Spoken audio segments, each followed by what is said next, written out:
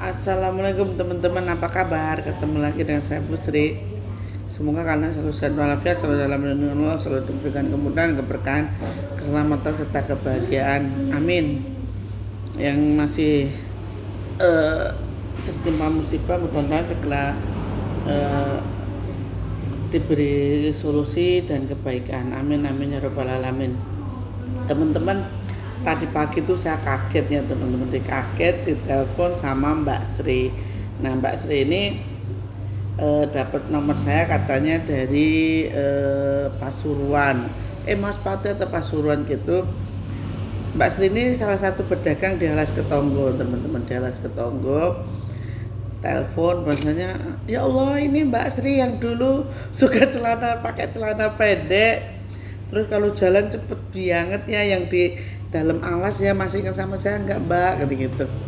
Saya juga kaget ternyata Mbak Sri ini masih ingat sama saya, karena saya dulu waktu di Alas Ketonggo itu kecil badannya teman-teman, kecil, sukanya pakai celana pendek, terus kaosnya kaos ya namanya ngedan ya, kayak gitu ya teman-teman. Jadi Mbak Sri ini apa namanya, ya Allah sekarang gemuk banget Mbak Sri, sampai namanya sama-sama Sri. Jadi kita bernostalgia tentang di Alas Ketonggo. Gimana Mbak? Aduh, kapan? Pokoknya Mbak Sri itu bawa rezeki buat saya. Memang saya dulu kalau di Alas Ketonggo itu kan banyak teman-teman, banyak tamu gitu loh teman-teman. Jadi selalu saya bawa makannya itu ke Mbak Sri gitu loh.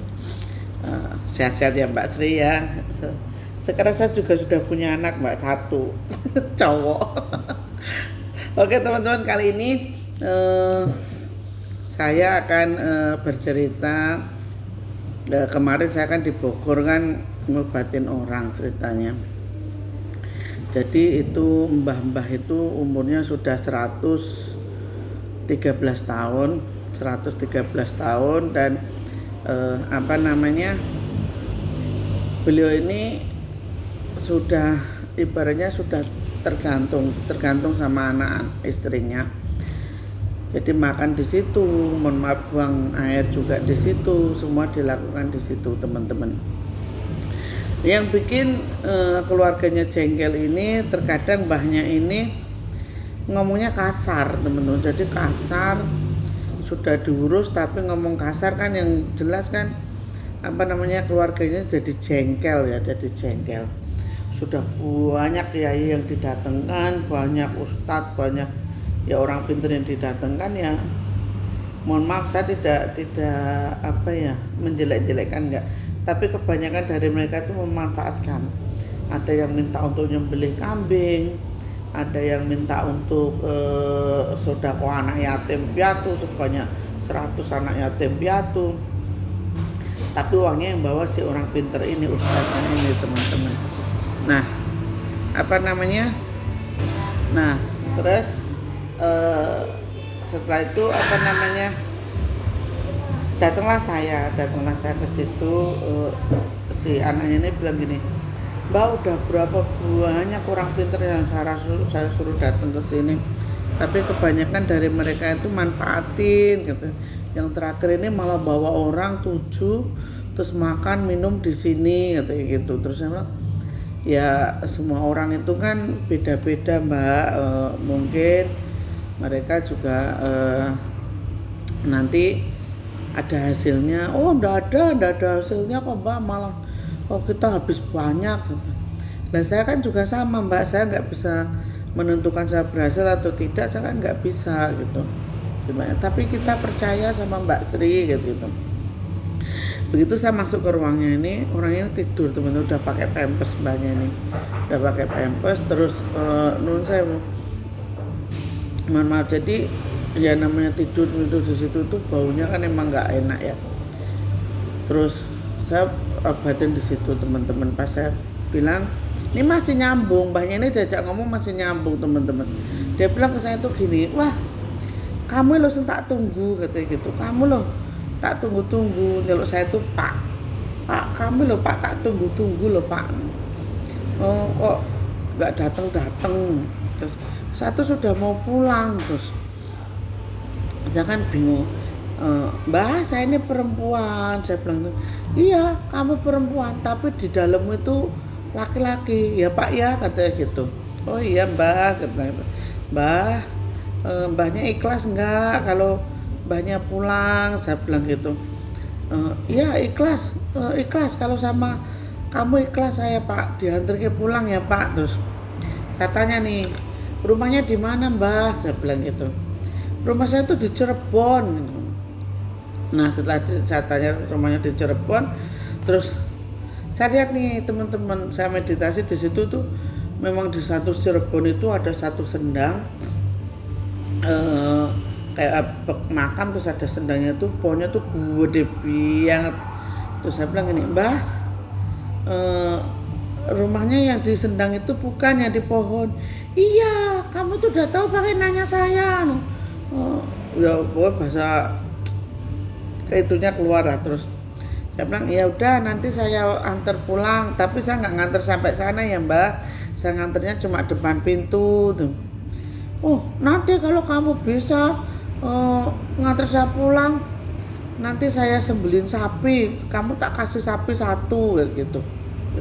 Oh nggak usah Mbak, nggak usah ngasih saya sapi karena saya tahu sapi itu kan tuker nyawa kan. Nggak usah pakai sapi, doain aja keberkahan buat saya bilang gitu kan. Iya, terus ayo saya minta obat, saya minta minum.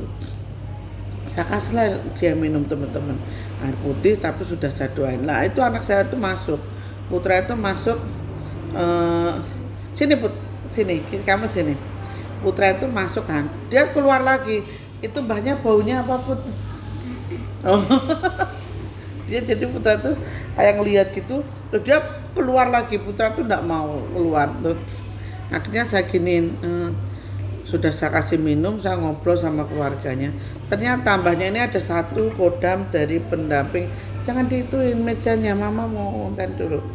Ada satu kodam dari pendamping itu para leluhurnya dia. Itu dia nggak mau pergi teman-teman, nggak mau pergi. Terus awas mas, jangan diituin mas, nggak mau pergi.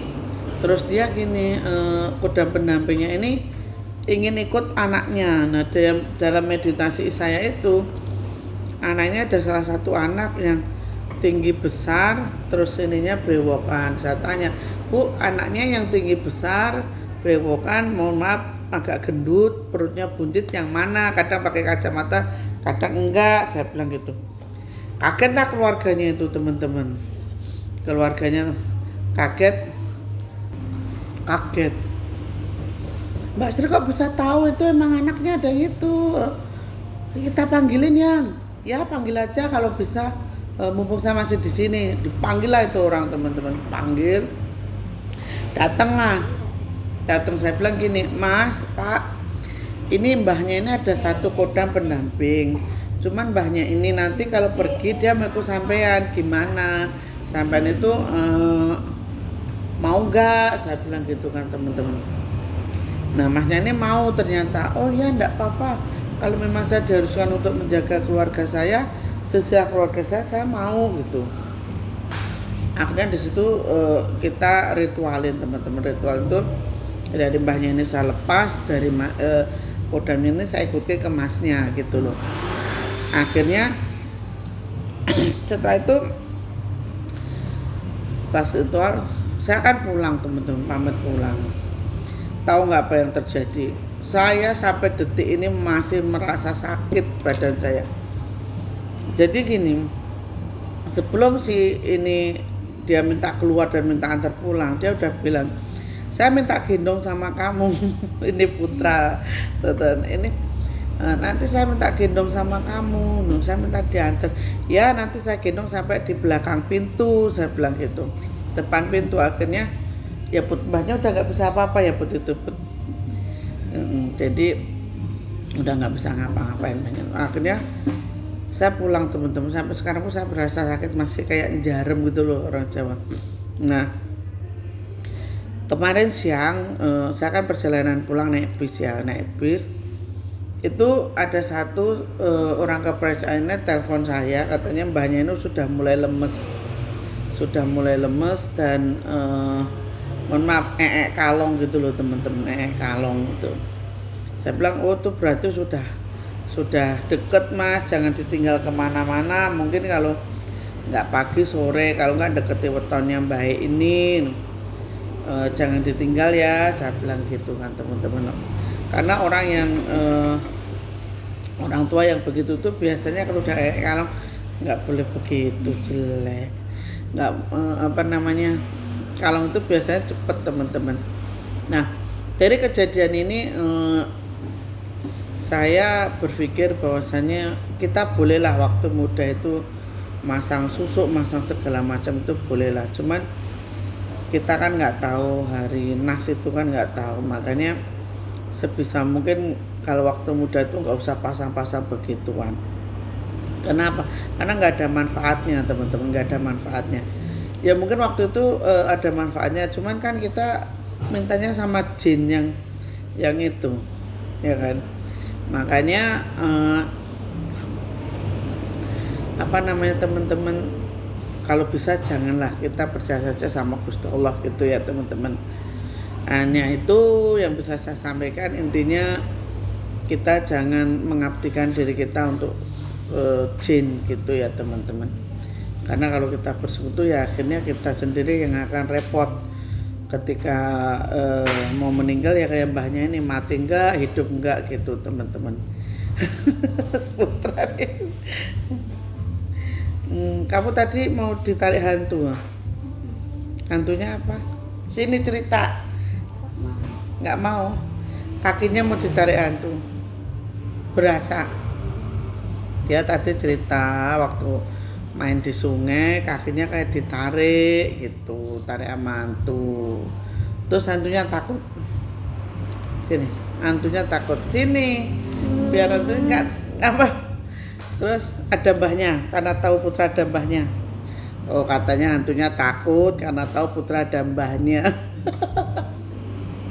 Jadi gitu ya teman-teman, intinya kita mensyukuri apa saja yang ada pada diri kita. Dan kalau ada ibarat kata orang tua di tetangga atau di samping kalian ini yang memiliki kasus seperti itu syaratnya gampang. Ambil daun binahong,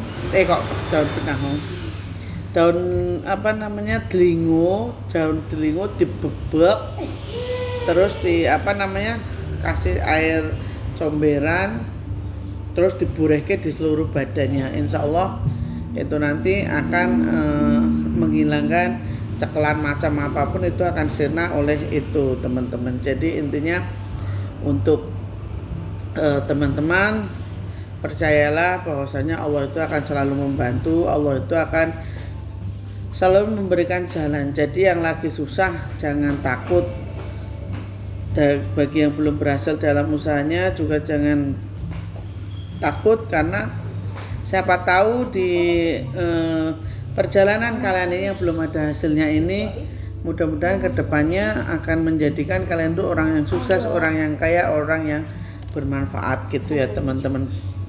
Intinya segala sesuatu kita niatkan untuk kebaikan, insya Allah kita akan menerima kebaikan juga di kemudian hari. Begitu ya teman-teman. Tetap semangat untuk beraktivitas, tetap semangat untuk beribadah, karena dengan ibadah kita akan mendekatkan diri kepada Allah. Dengan tetap semangat bekerja, kita akan bisa mencukupi kebutuhan keluarga kita. Akhir kata, assalamualaikum warahmatullahi wabarakatuh. Terima kasih banyak untuk like, subscribe, dan komennya. Bila ada kekurangannya saya mohon maaf, karena saya hanyalah manusia biasa, manusia yang tempatnya salah. Jadi mohon maaf jika ada salah-salah kata atau salah-salah dalam pengucapan. Intinya saya di sini hanya ingin berbuat baik, berbagi ilmu, dan kita berbagi pengalaman. Tidak ada maksud untuk menggurui ataupun merasa bahwasanya saya paling hebat, tidak. Karena semua adalah milik Allah. Tanpa Allah, tanpa kuasa Allah, kita tidak bisa berbuat apa-apa gitu ya teman-teman. Oke teman-teman, sehat-sehat bagi kalian. Kamu pesen nggak buat unti-unti, buat om? Nggak mau. Jadi terima kasih banyak untuk semuanya. Akhir kata, assalamualaikum warahmatullahi wabarakatuh.